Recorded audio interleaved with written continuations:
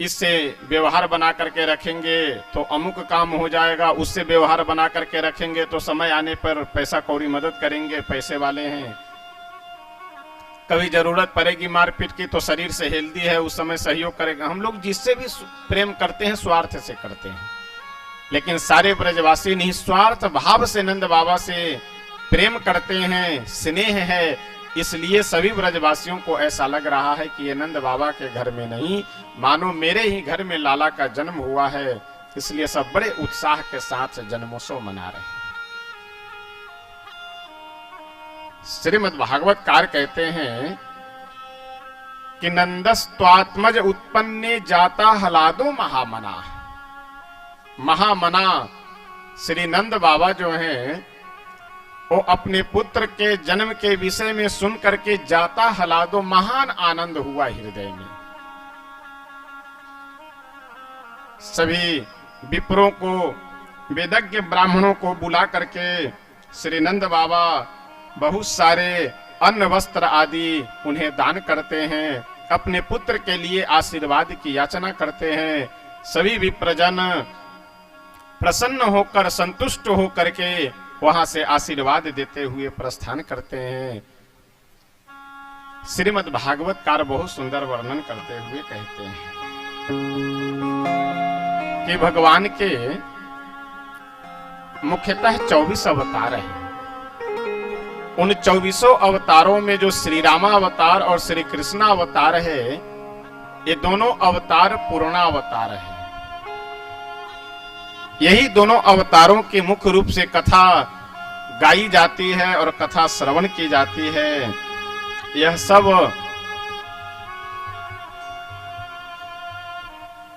इन दोनों अवतारों में एक अंतर है। अंतर यह है कि श्री रामावतार की जो लीला है वो लीला पूर्णतः अनुकरणीय है। श्री रामावतार की लीला पूर्ण रूप से अनुकरणीय है, लेकिन श्री कृष्ण अवतार की जो लीला है वो लीला पूर्ण रूप से अनुकरणीय नहीं है। कुछ लीला तो श्रवण करने योग्य है और कुछ लीला भगवान के अनुकरण करने योग्य है।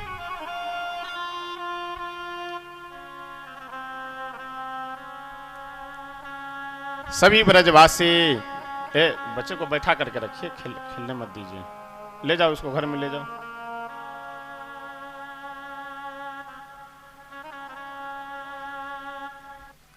सभी ब्रजवासी जिनके पास जो वस्तु है, जो धन है, जो संपदा है, वह लुटा रहे हैं।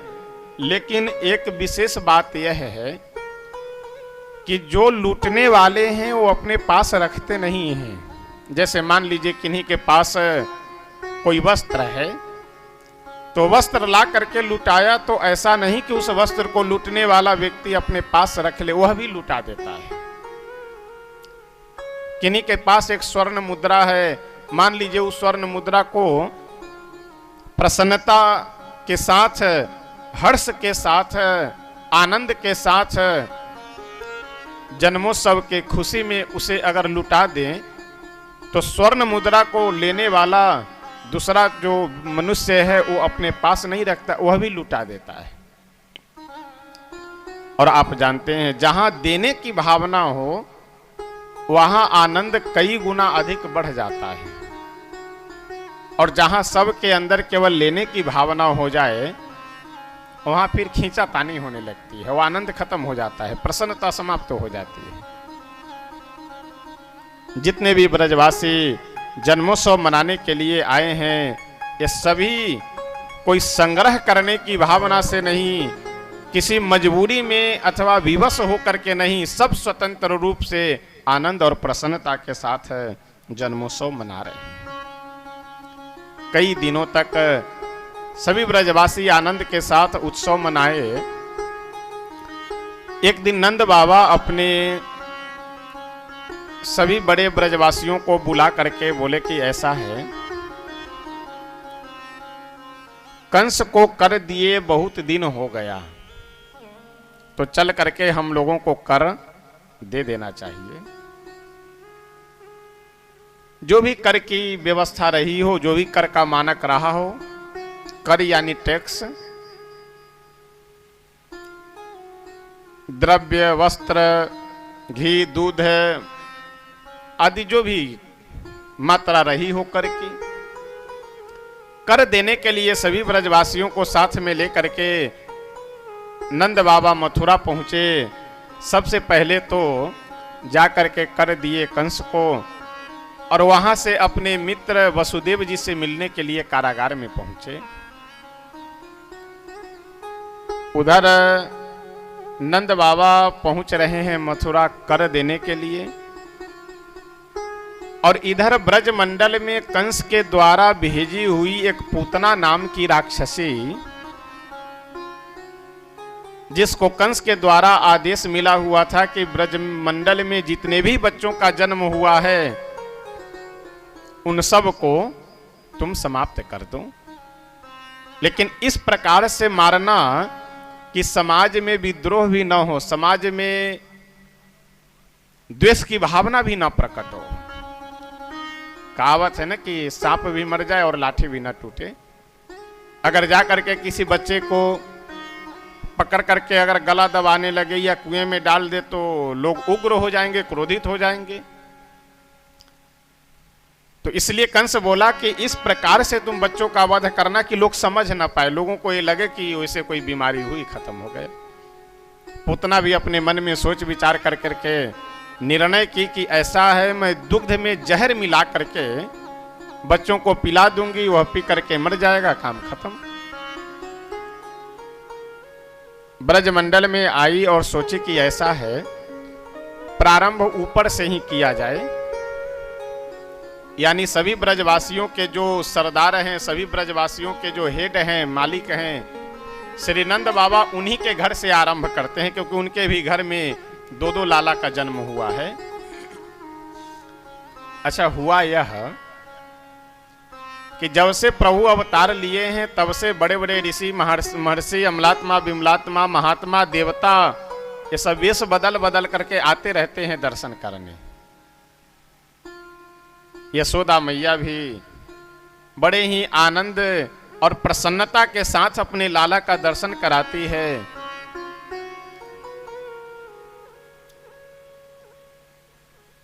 पूतना वैसे तो बहुत विशालकाय शरीर की थी, बहुत विशालकाय शरीर इसका था, 6 कोस लंबा चौड़ा से इसका शरीर था। लेकिन माया के द्वारा अपने शरीर को बदल करके और बढ़िया सुंदर स्त्री का रूप बना करके कि जैसे किसी बड़े घराने की कोई महिला हो, बढ़िया मंद मंद मुस्कुराती हुई नंद बाबा के भवन में प्रवेश की। अब जितनी भी वहां ब्रजवासिनी गोपियां थी वो सब सोची कि कोई बड़े घर की महिला लग रही है, सब आदर के साथ लेकर के गई लाला के पास। अब यह दुलार की भावना से दुलार में शब्दों का प्रयोग करती हुई यशोदा नंदन भगवान को उठा ली अपने गोद में। उठा करके कुछ देर तो दुलार प्यार की, उसके बाद में दुग्ध पीने के लिए उकसाने लगी। दूध पी लो, दुग्ध पान कर लो। भगवान नहीं इतना जल्दी पकड़ रहे थे, भगवान दूध नहीं पी रहे थे, लेकिन बार बार वह प्रयास करने लगी कि ये किसी प्रकार से एक बार दूध पी ले, क्योंकि माया के द्वारा दूध में जहर मिलाए हुए हैं, जैसे पिएगा वैसे खत्म। यहां भागवतकार बहुत सुंदर एक प्रसंग वर्णन करते हुए कहते हैं कि जब पूतना भगवान के पास पहुंची तो चराचरात्मा सनिमील ते क्षणा, चराचर के आत्मा, संसार के मालिक, जगत के कर्ता भगवान सनिमील ते क्षणा अपने नेत्र बंद कर लिए। क्यों नेत्र बंद कर लिए? यहां बहुत सारे भाव हैं। एक संत का तो भाव है कि भगवान देखे कि यह पूतना मुझे और ब्रज मंडल में जितने भी मेरे भक्त जन्म लिए हैं उन सब को मारने के लिए आई है, तो ये राक्षसी हमारे भक्तों को नष्ट करने की भावना लेकर के आई है, इसलिए इसका मुंह देखने लायक नहीं है, इसलिए नेत्र बंद कर लिए। दूसरे संत का एक भाव बहुत सुंदर है कि भगवान नेत्र बंद कर करके शंकर भगवान का ध्यान करने लगे। क्यों? भगवान नेत्र बंद कर करके शंकर भगवान से बोले कि हे भोले बाबा, हम तो इस ब्रज मंडल में आए हैं घी दूध माखन मिश्री ये सब खाने के लिए, लेकिन ये पूतना देवी पहले ही आ गई जहर पिलाने, तो जहर पीने के तो स्पेशलिस्ट आप ही हैं, जहर पीने के कुशल तो आप ही हैं, इसलिए आप कृपा कर करके पधारिए और जहर को आप पान कीजिए, दुग्ध हम पी लेंगे। मानो नेत्र बंद कर करके भोले शंकर का ध्यान करने लगे। कि निसंत का भाव है कि ऐसा है, ये भगवान के जो नेत्र हैं ये दिव्य नेत्र हैं, और पूतना मायावी बन करके यहां पे आई है, यानी माया के द्वारा शरीर को बदल करके आई है।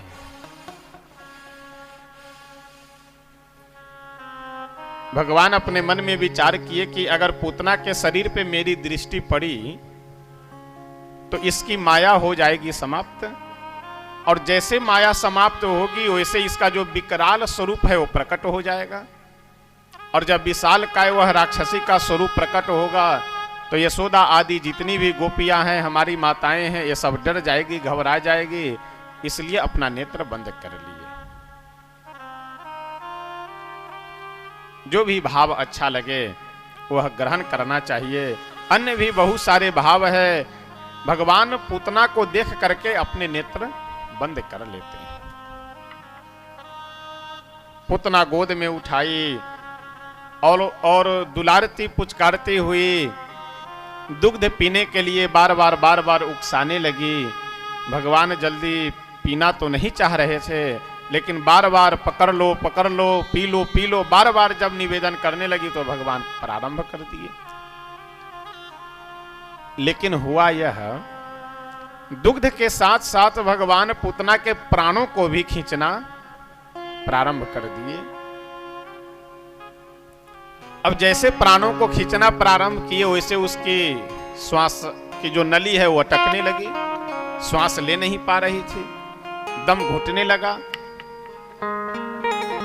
अब पहले तो कह रही थी कि दुग्ध पी लो, मुझे पकड़ लो, और जब श्वास अटकने लगा तो बार बार यह कहने लगी कि छोड़ो मुच्चताम छोड़ो।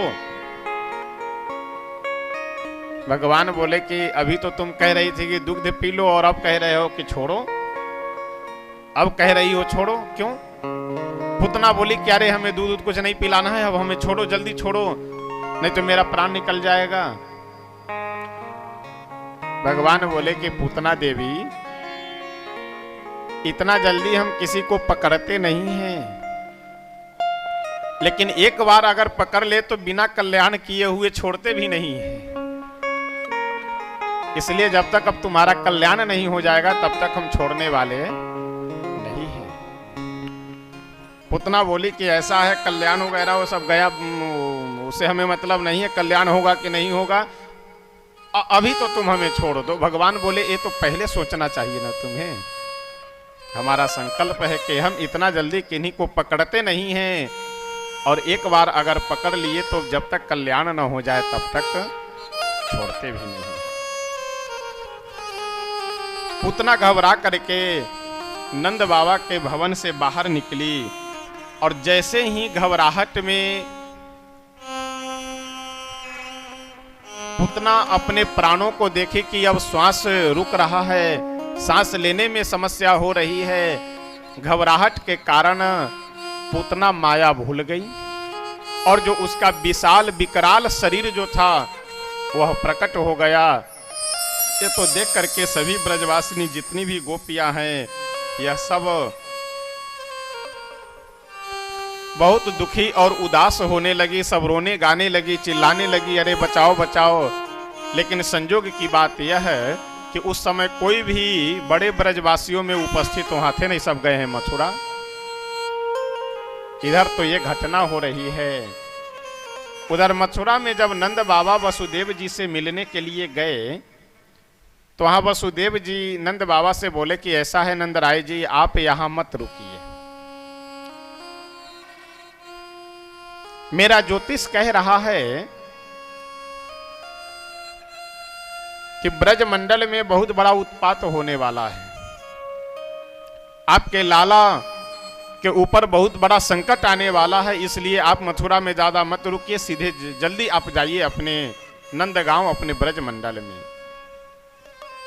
नंद बाबा विचार किए कि वसुदेव जी झूठ नहीं बोल सकते हैं, अवश्य कुछ न कुछ वहां घटना हो रही होगी। सभी ब्रजवासियों को साथ लेकर के नंद बाबा भागे दौड़े पहुंचे यहाँ अपने नंदगांव ब्रज मंडल में। यहाँ जब आए तो देखे कि चारों तरफ चीख पुकार मची हुई है। जा करके देखे तो एक विशाल काय राक्षसी मरी पड़ी है, उसके सीने पे भगवान श्याम सुंदर हमारे अपने हाथ पैर को उछालते हुए किलकारी मारते खेल रहे हैं। सभी ब्रजवासी सीढ़ी आदि लगा करके भगवान को नीचे उतारे, पंचगव्य से स्नान करा करके मोर पंख से झाड़ा लगा करके जो भी नजर आदि उतारने के टोना टोटका है वो सारी विधि आदि कर करके भगवान को नजर उतारा गया।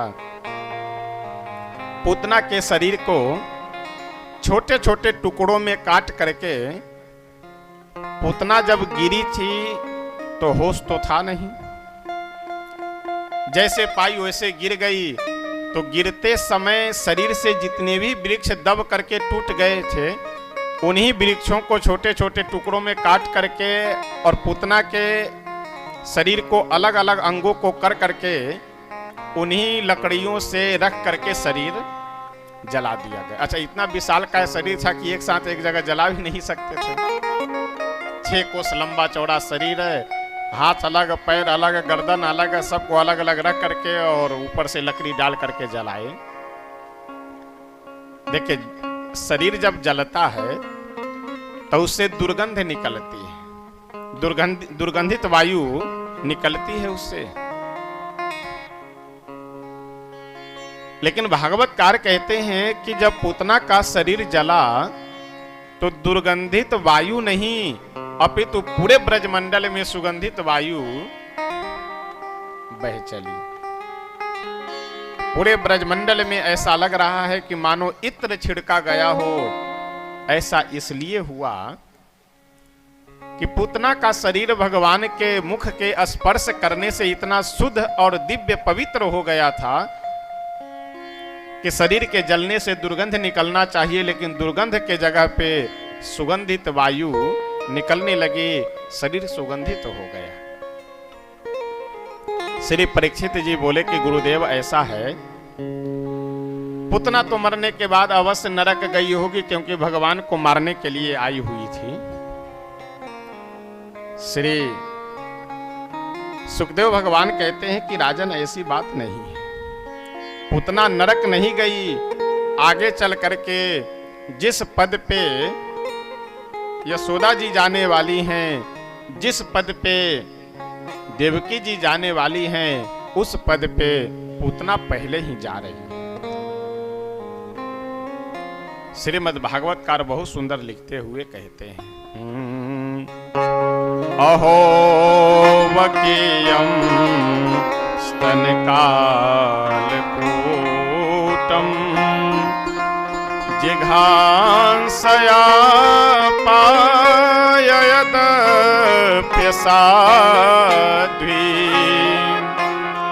लेभे गतिं धातृचितां ततोऽन्यं कंबा दयालुं शरणं ब्रजेम, कंबा दयालुं शरणं ब्रजेम।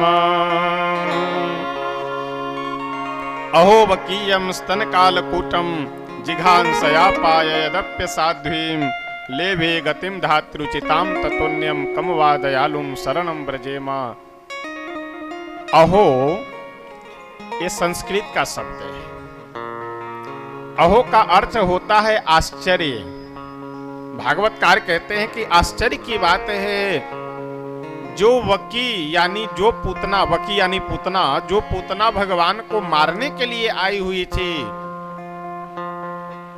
अपने दूध में कालकूट जहर मिला करके मारने की इच्छा लेकर के आई थी, उस पूतना को भी भगवान लेभे गतिम धात्री उचिताम। धात्री कहते हैं माता को, यानी माता के समान गति पद भगवान दे रहे हैं। किसे?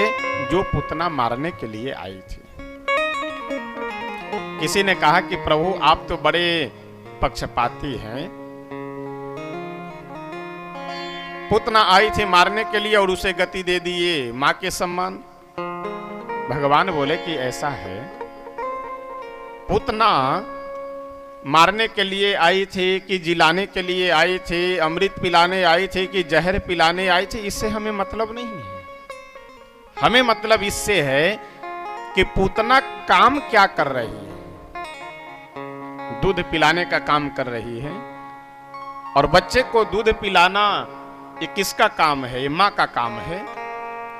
तो बस माँ का काम कर रही है, और वो दूध के साथ अमृत मिलाकर लाई है कि दूध के साथ जहर मिलाकर के लाई है, क्या मिलाकर, इससे हमें मतलब नहीं। हमें तो मतलब ये कि काम क्या कर रही है।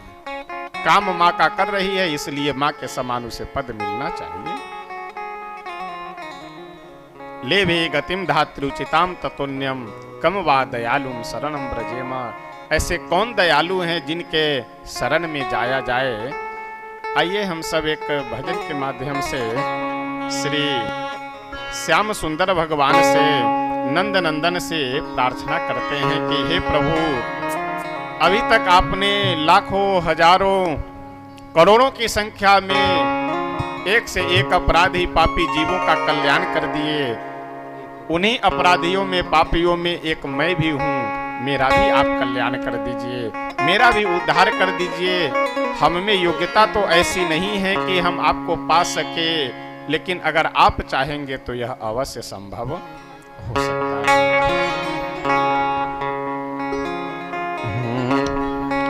एक अर्ज मेरी सुन लो, जय हो। एक अर्ज मेरी सुन लो, दिलदार कन्हैया, कर दो अधम की नैया, हम पार कन्हैया। ये मेरी सुन लो, दिलदार कन्हैया, कर दो हम पार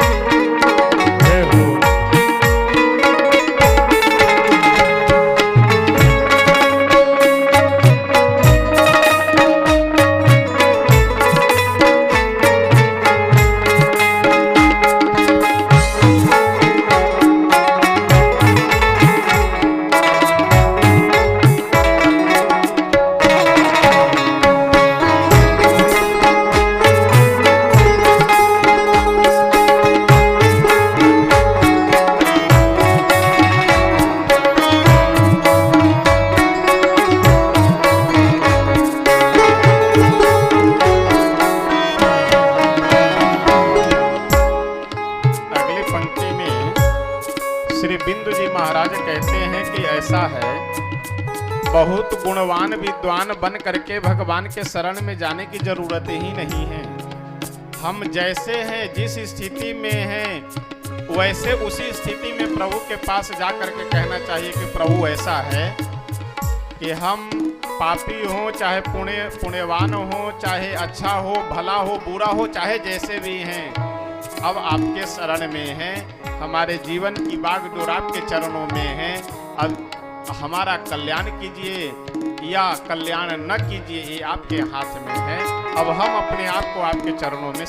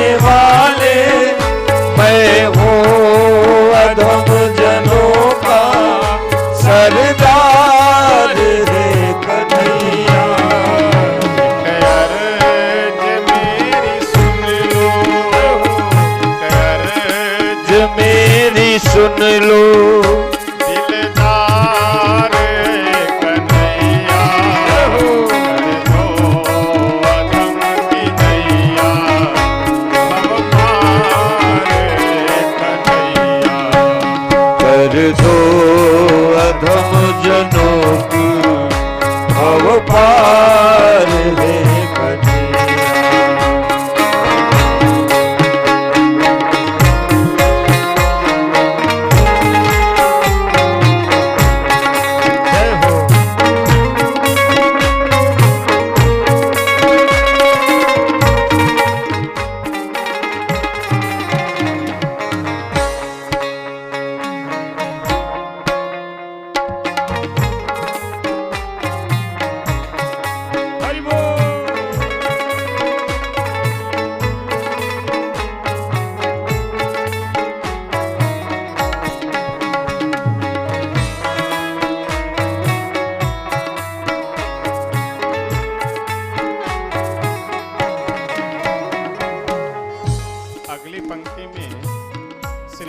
महाराज कहते हैं कि प्रभु ऐसा है, आपको संसार के लोग करुणा निधान कहते हैं, दयालु कहते हैं, दयावान कहते हैं।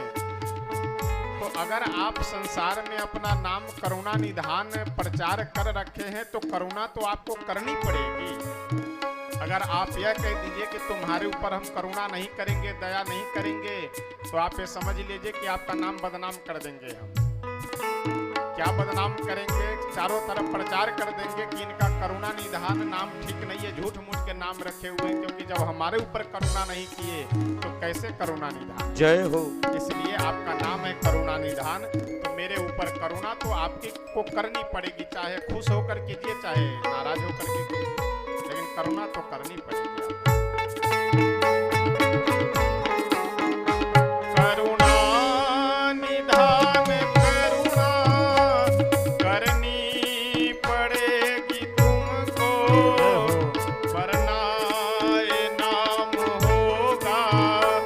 बदनाम करुणा निधान करुणा करनी पड़ेगी तुमको, वरना ये नाम होगा बदनाम है कन्हैया। करुणा निधान करुणा करनी पड़ेगी तुमको, वरना ये नाम होगा बदनाम है कन्हैया। करुणा निधान करुणा करनी पड़ेगी तुमको, वरना ये नाम होगा बदनाम है कन्हैया। अर्ज मेरी सुन लो, अर्ज मेरी सुन लो, दिलदार है कन्हैया।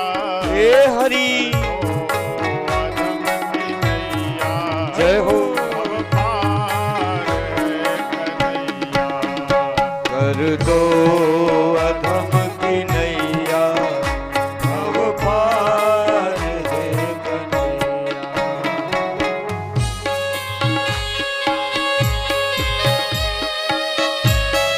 जय हो।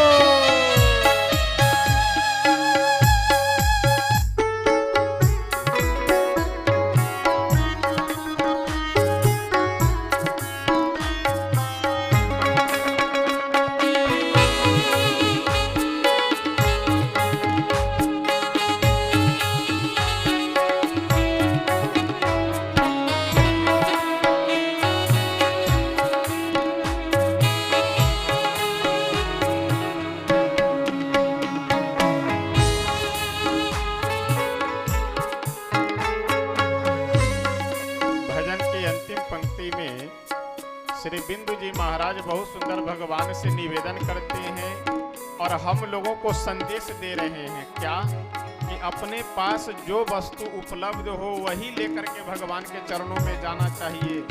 दिखावा के लिए, अभिमान के लिए नहीं कि हम ये दे दिए वो दे दिए, कुछ नहीं है। तो हमारे पास आंसू तो है, 2 बूंद आंसू ही भगवान के चरणों में गिरा दे के प्रभु मुझे देने के लिए कुछ नहीं है। अब ये 2 बूंद आंसू गिरा रहे हैं, इसी आंसू को ग्रहण कीजिए और अपना आशीर्वाद मेरे ऊपर बनाए रखिए। आपकी कृपा हमें मिल जाए, बस और कुछ नहीं चाहिए।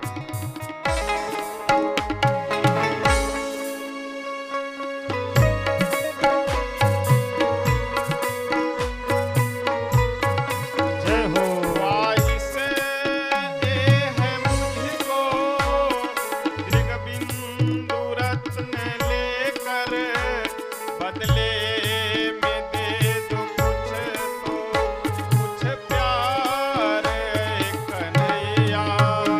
ख्वाहिश है कि मुझसे दृगबिंदु रत्न लेकर, बदले में दे दो अपना कुछ प्यार है कन्हैया। ख्वाहिश ये है मुझको दृगबिंदु रत्न लेकर, बदले में दे दो अपना कुछ प्यार कन्हैया। ख्वाहिश है कि मुझसे दृगबिंदु रत्न लेकर, बदले में दे दो अपना कुछ प्यार है कन्हैया। अर्ज मेरी सुन लो, हरि बोल। अर्ज मेरी सुन लो, जय हो। दिलदार है कन्हैया। होय। जय हो, पार है कन्हैया।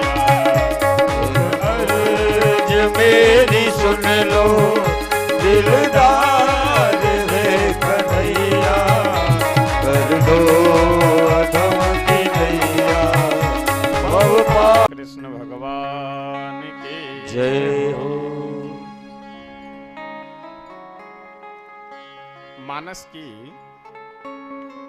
एक बहुत सुंदर चौपाई है कि श्री राम रावण युद्ध जब हो रहा था,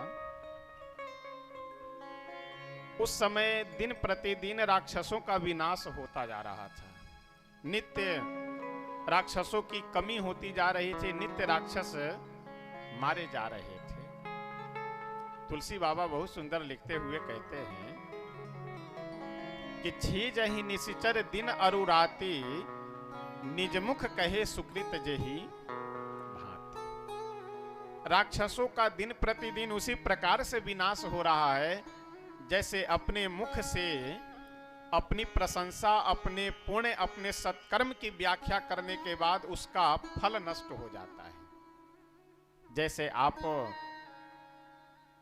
मंदिर में गए, जाकर के 100 रुपए चढ़ाए और चढ़ाने के बाद 4 लोगों से बोल दिए कि मंदिर में जाकर 100 रुपए चढ़ाए हैं। आजकल तो आप लोग देखते होंगे ना, ऐसे ऐसे महादानी लोग हैं संसार में, क्या बतावे। किसी अस्पताल में जाकर के मरीज को एक केला दे